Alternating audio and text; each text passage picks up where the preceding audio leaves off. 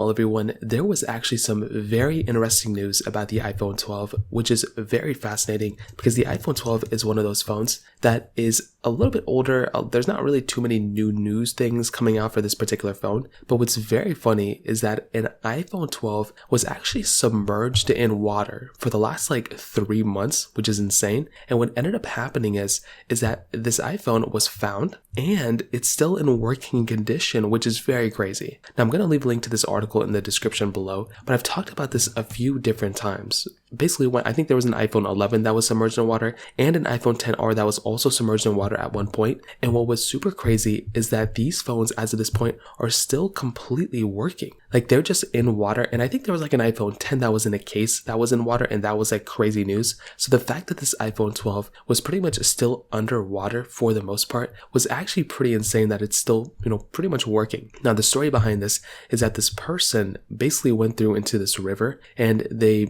found this particular iPhone underwater. They were able to basically dry this iPhone out. They did know that it had like a passcode and all that stuff, so they weren't actually able to, unlock it and use it. But essentially, they were actually able to go ahead and turn this thing on, and they were still able to kind of, get this thing to work after this iPhone was submerged in water for that long of a period of time. So that's a very surprising thing, because when you're purchasing an iPhone like this, you don't expect these things to, a lot of people don't even know their iPhones are waterproof for the most part, or water resistant. But the fact that this iPhone was working at that level was actually very, very, surprising. Now, I've been talking about the iPhone 12 quite a bit this year, and what I love the most about the iPhone 12, now that we're kind of harping on it, is that this particular iPhone almost got all the features within iOS 17. iOS 17 wasn't it was a good release of version of software, but the fact that this thing got that big of a version of software with all the features within it made me very happy. So the fact that this iPhone is fairly durable for the most part, and it has this new, basically, has the new version of software within it, is